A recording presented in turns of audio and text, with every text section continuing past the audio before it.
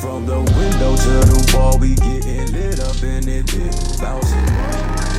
We does it big up in it, big bouncing. What's up? So we're going to be going into pick and pull today to hopefully get some parts for the SS. Hopefully we can get an ABS module here for fairly cheap. We might just try to get a couple of them.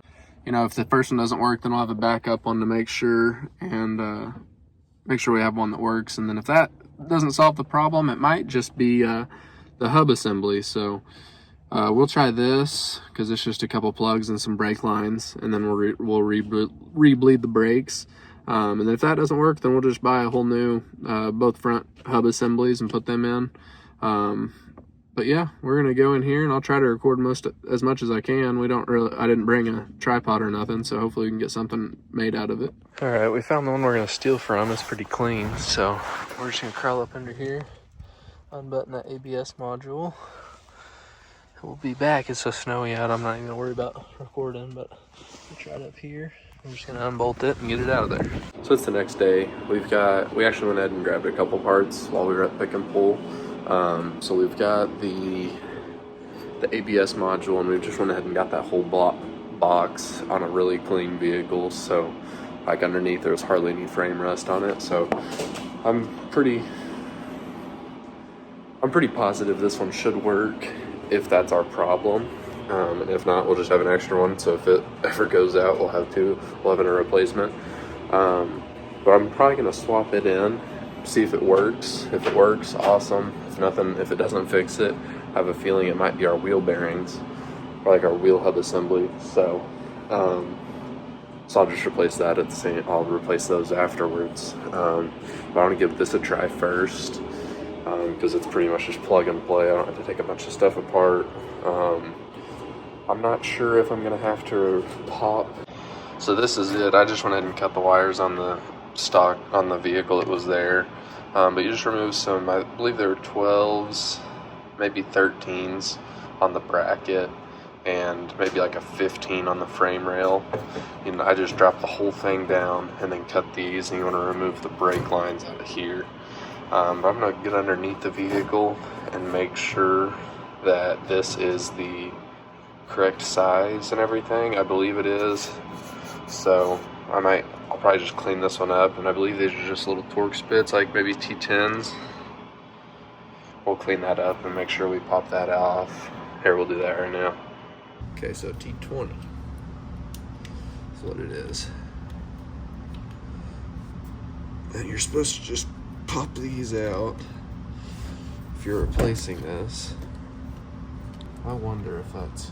I've seen a couple of videos where they've got two plugs on it and not just a single. And it might be two plugs because this is all-wheel drive, but let's hope that this is the right one. Get us a little, there it goes. And just pull straight up on it. And that's what we're needing to replace right here. This is the whole unit right here. I'm gonna crawl underneath the truck really quick and make sure it's the right one. It's the wrong one, so that's awesome.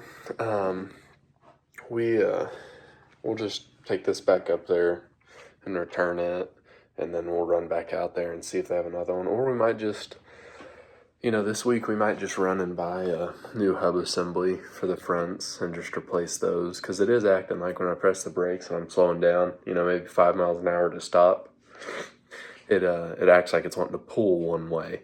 So there's a good chance that it might just be a hub assembly wore out, like the gears. So we'll try that. But another thing we've got for this, while we were there, is we got some electric fans. So they're stock fans. They look pretty. They were the cleanest set we could find. I'm gonna pull them out of here and put them on I'm gonna clean the toolbox off and put them on the toolbox, and then hook up some leads. Before we go back to pick and pull, I'd like to make sure these work too, so we could just return them at the same time, because these have a warranty for like a year, I think. So we'll go ahead and we'll go ahead and test them, make sure they work, and then we'll worry about cleaning them up. But we'll have to get these tuned in. We might just hook a switch up on the inside of the cab until we can have them tuned, but we'll definitely try to get these put in as soon as possible. Is that broke? Oh no, it's just a mounting point. Okay, yeah, we're gonna clean off the toolbox real quick, get these laid up there, and test them, make sure they both work. And then when we touch it, it should power on, hopefully. Yep, so that one works. And then ground. That wire's probably fried. Yeah, we'll just see if I can't just squeeze this in there.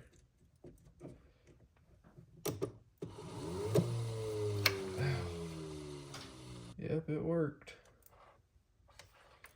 And I burned myself in the process. That just burned right through my finger.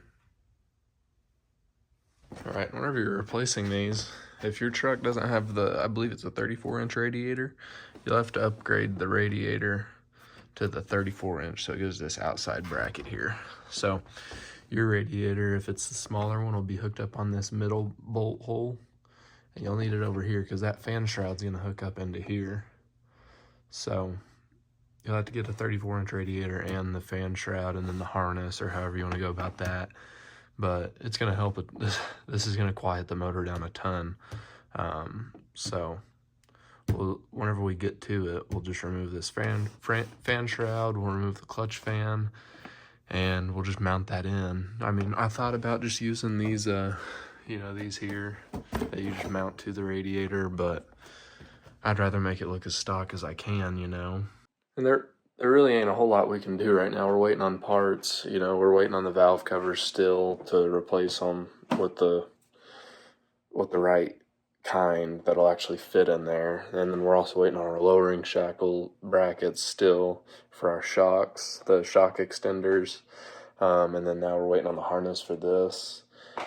So there's not really a whole lot we can do. So what I might try to do is just kind of pop the garage door open and start grinding on this other bedside to knock those welds down and throw some Bondo and stuff on them to kind of clean it up instead of having rough welds showing. So I think that's what we're going to do now, is just kind of start on that just to try to get that process going. I thought about just going ahead and wet sanding the whole vehicle as well with the DA, but if we're going to be wrapping it, I'd rather just fix all the body work that needs fixed and just go from there. So I think what we're going to do is I'll just stain you up and time lapse it, but I'm just going to start grinding on those welds and smoothing them out, and then just throw some Bondo over that small area on the bedside.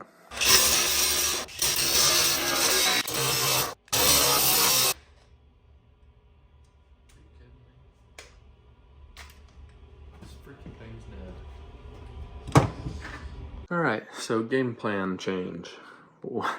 As you can see, the battery died like as soon as we touched it to that, so we're going to back this out and pull my wife's car in and do a deep clean on it, because we're going to be going on vacation soon, so I'm going to do a deep clean on it, like shampoo and steam clean the carpets and steam clean everything on the inside, because kids are nasty. So I'll give you a little look into our life and see how you can see what kids can do to a vehicle. So we'll start on that. Alrighty, so here's the start of it. So it definitely needs some touching up and cleaning all over, all around. Oh, look at that. That's kids right there for you. So we're gonna pop everything out, all the floor mats, car seats, get all the trash and everything pulled out of here, and then we're gonna start vacuuming while our steamer's heating up. Then we'll start tackling this sucker. All right, I got a light here just to kind of show you we got it all cleaned out now. So we're gonna start vacuuming everything up. It's not too bad underneath all those floor mats that we stuck in there. These ones are flat, so I'm just gonna wipe them down whenever I clean everything else. You can see like there's definitely some dirt and stuff. It's overdue for a good detail. So yeah, I hear from our son getting in and out of his seat, and you know, for two kids and driving this thing quite a bit, you know, it's not too awfully bad, but also, you know, kids, they like to rub their fingers on the windows, so we're just gonna go through, give this thing a good detail, and so then come time for vacation, we just gotta do a quick one on it. Since everything else went downhill for the truck, we'll just tackle this.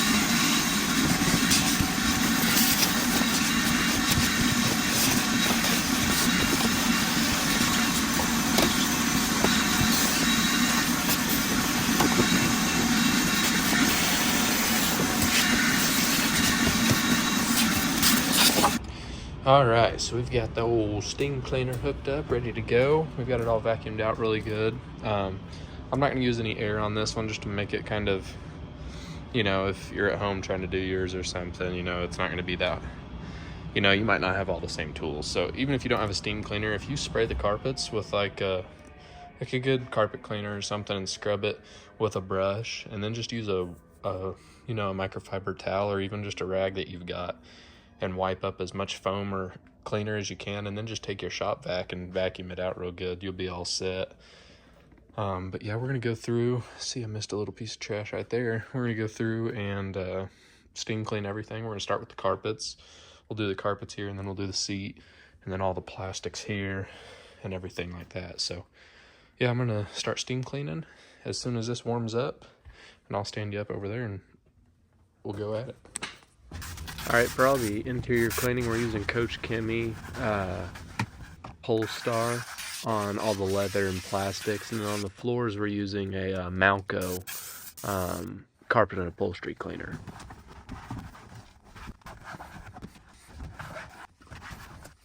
That's a clean seat. It's still kind of drying out here. Let's see if we can't kind of speed up the drying so you can see how clean it actually got. But on these this new leather pleather stuff, on this new like pleather stuff, if it gets really glossy, like you can see over there, that one's pretty glossy. If it doesn't have conditioner or something on it, it's definitely dirty. Like you can see how matte satin finish this one turned out after cleaning it. It's just, it cleans up so good if you just do it right.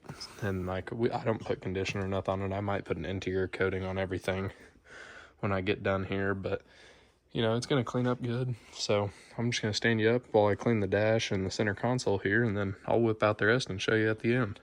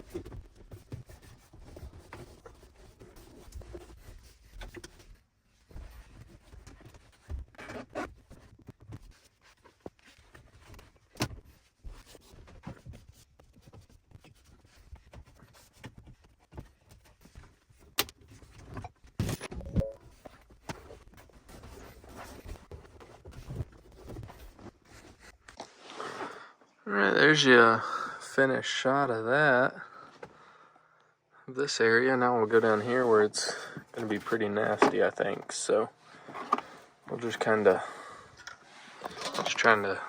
hold the phone up here, and give it spray here, spray there.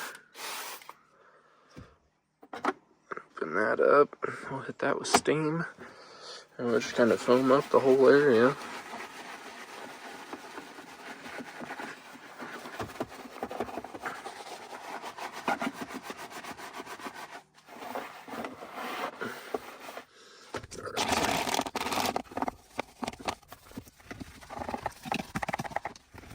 See?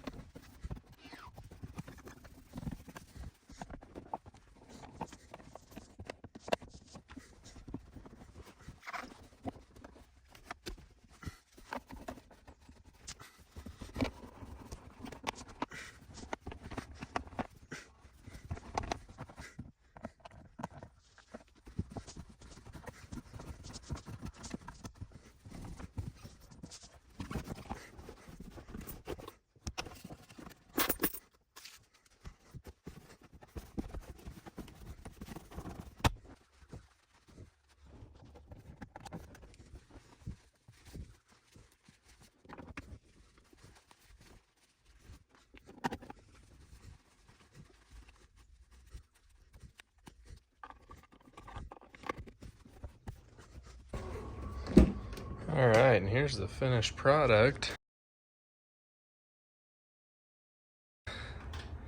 After everything's been gone through, steam cleaned really good, got the car seats cleaned up and put back in. I went ahead and put some of these little floor mat things I've had just to kind of help protect that. So especially there's carpet that shows underneath that one, so that one will definitely be staying. But these ones will just help till the next time we clean it up, and we can just pull them out. But yeah, it turned out pretty good. It usually does. It usually clean. These newer cars, they all clean up so easy. But I just wanted to go through and make sure it got all steam cleaned and everything. So